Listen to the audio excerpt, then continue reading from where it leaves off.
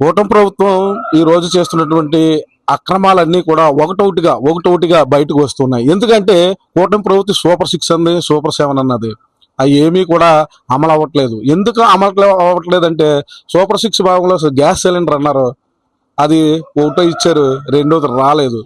అలాగే సూపర్ 6 అన్నారు, అనేక విధమైన పథకాలు అన్నారు, అవి ఏమీ కూడా అమలు అవ్వట్లేదు. మరి స్త్రీనిధి 1500 పిల్లలకి అన్నారు, వాళ్ళకి వేయట్లేదు. మరి పెన్షన్లో ఇంచుమించుగా దాదాపుగా కొన్ని లక్షల పెన్షన్లు తీసేశారు. అలాగే వితంతువులు, వయసులో ఉన్న భర్తలు చనిపోయినటువంటి వితంతువులు ఉన్నారు, వాళ్ళకు ఇప్పుడు వచ్చి 2 సంవత్సరాలు పూర్తవుతుంది, ఒక పెన్షన్ కూడా ఇవ్వలేదు. మరి భర్త చనిపోతే భార్యకి పెన్షన్ ఇస్తున్నామని చెప్తున్నారు. మీరు ఇచ్చేదేటయ్యా, భర్త చనిపోతే వితంతువుకి కంపల్సరీ పెన్షన్ ఇవ్వాలి. కానీ వయసులో చనిపోయినటువంటి వితంతువులు ఉన్నారు కదా, భర్తకు పెన్షన్ వస్తే భార్యకి ఇస్తున్నారు. మరి వయసులో ఉన్నటువంటి పిల్లలు ఎంతోమంది మీరు యొక్క అక్రమ మద్యం తాగి చనిపోతున్నారు. ఆ మద్యం వల్ల చనిపోయినటువంటి భర్తల యొక్క భార్యలు ఉన్నారు కదా, వాళ్ళ వయసులో ఉన్నారు కదా, వాళ్ళకి ఒక్క పెన్షన్ కూడా ఇవ్వలేదు. మేము ప్రత్యక్షంగా చెప్తూ ఉన్నాం, మా గ్రామంలోనే ఇంచుమించుగా ఒక 40 పెన్షన్లు వయసులో ఉన్న పిల్లలు చనిపోయారు, మగవారు.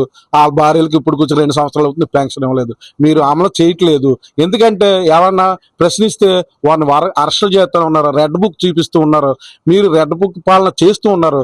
ఇది మంచి పద్ధతి కాదు. చదువుకున్నటువంటి విజ్ఞత కలిగినటువంటి నాయకులు మీరు ఉండి కూడా మీరు తొత్తులుగా, కూటమి ప్రభుత్వానికి తొత్తులుగా మరి ప్రశ్నించినటువంటి సిపిఎం పార్టీ కానీ, ప్రశ్నించినటువంటి వామపక్షాలు కానీ ఇవి ఖండించవలసిందిగా కోరుచున్నాం. ఎందుకంటే ప్రజల పక్షాన్ని నిలబడాలి. ప్రజల మీద మీరు చేసినటువంటి అన్యాయాలు మీరు నిలదొక్కకుండా కూటమి ప్రభుత్వానికి భయపడి మీరు వామపక్షాలు కూడా దాక్కుంటున్నారండి. ప్రశ్నించాలండి. ప్రశ్నిస్తేనే సాధారణమైన జీవితంలో గడుస్తున్నటువంటి మాకు ధైర్యం వస్తుంది, మేము ఏదైనా ముందుకు వెళ్ళగలుగుతాం. అలాగే కూటమి ప్రభుత్వంలో అనేకమైన స్కామ్లు జరుగుతూ ఉన్నాయి. ఈ రోజు మెగా డిసి అన్నారు, 16,000 పోస్టులు తీశారు. అందులో ఇప్పుడు ఇంచుమించుగా మరి మెరిట్ లిస్ట్ లో వచ్చినటువంటి వారి పేర్లు తీసేసి మరి ఎవరయ్యో మీరు పేర్లు పెట్టేసి ఆ సీట్లు అమ్ముకున్నారని బయటకు వచ్చాయి, ఆడియో వీడియో టేపులు వచ్చాయి. మరి సాధారణమైన కుటుంబంలో పుట్టినంటే మేము ఎంతో కష్టపడి చదువుకుంటే డిఎస్సి మేము సెలెక్ట్ అయ్యామా అనుకుని వాళ్ళ ఆనందంలో ఉండే లోపు మరి మెరిట్ లిస్ట్ లోంచి తీసేస్తే మరి ఆ యొక్క గుండె ఎంత తట్టుకుంటుందో దయచేసి మీరు గమనించాలి. ప్రజల తిరుగుబాటు త్వరలోనే ఉంది.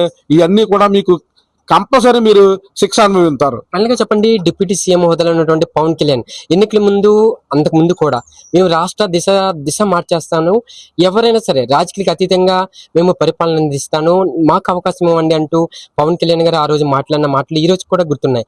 అటువంటిది ఈ రోజు ఇటువంటి జరిగిన సంఘటన ఇప్పటికి కూడా స్పందించకపోవడం ఏంటి sir? Deputy CM Pawan Kalyan గారు రాష్ట్రంలో ఎటువంటి పరిపాలన అందిస్తున్నారు, సీఎం తర్వాత సీఎం ఉన్నటువంటి వ్యక్తి పవన్ కళ్యాణ్ గారు ఈ రోజు రాష్ట్రంలో ఆయన విప్లవకారుడిగా, అంబేద్కర్ ఆశయాలుగా నేను ప్రశ్నిస్తాను, ప్రజలకు మంచి చేస్తానని ముందుకొచ్చినటువంటి నాయకుడు.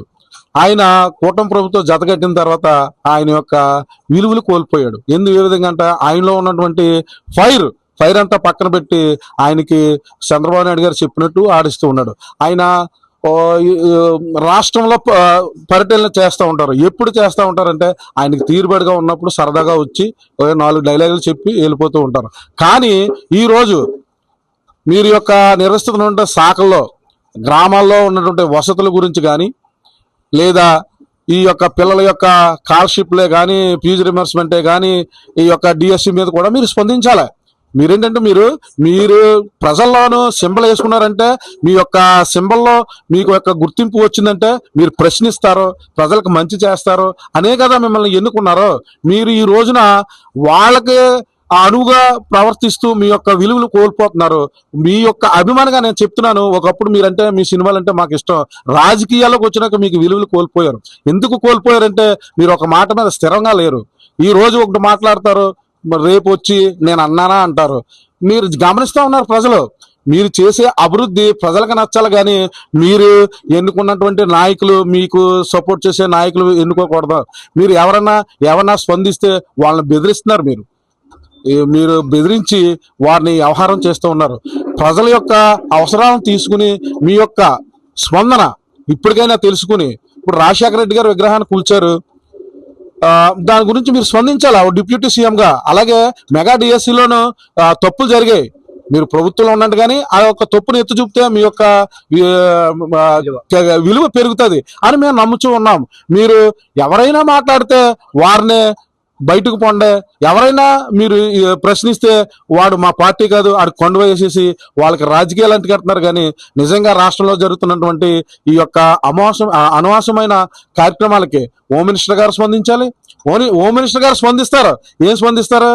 తల్లి చెల్లి అక్కని జగన్ అంటారేటండి. జరుగుతున్న అన్యాయాన్ని ప్రశ్నిస్తే రాజశేఖర రెడ్డి గారి యొక్క కుటుంబంలో ఉన్నటువంటి జగన్ గారి కుటుంబాన్ని ఆ తల్లి చెల్లి అక్కని మీరు దాని గురించి మాట్లాడతారు తప్ప సమస్యని తీర్చాలి, దాని గురించి స్పందించాలనే భావన ఆ చదువుకున్నటువంటి టీచర్ గారు అయినటువంటి వంగల్పూడి అనిత్ గారు స్పందించాలి, డిప్యూటీ సీఎం గారు స్పందించాలి, విద్యాశాఖ మంత్రి లోకేష్ గారు కూడా స్పందించాలి. వీటి మీద స్పందించి మీ యొక్క తక్షణమే అది తప్పు అంటే తప్పు అని చెప్పాలి, రైట్ అయితే రైట్ అని చెప్పాలి.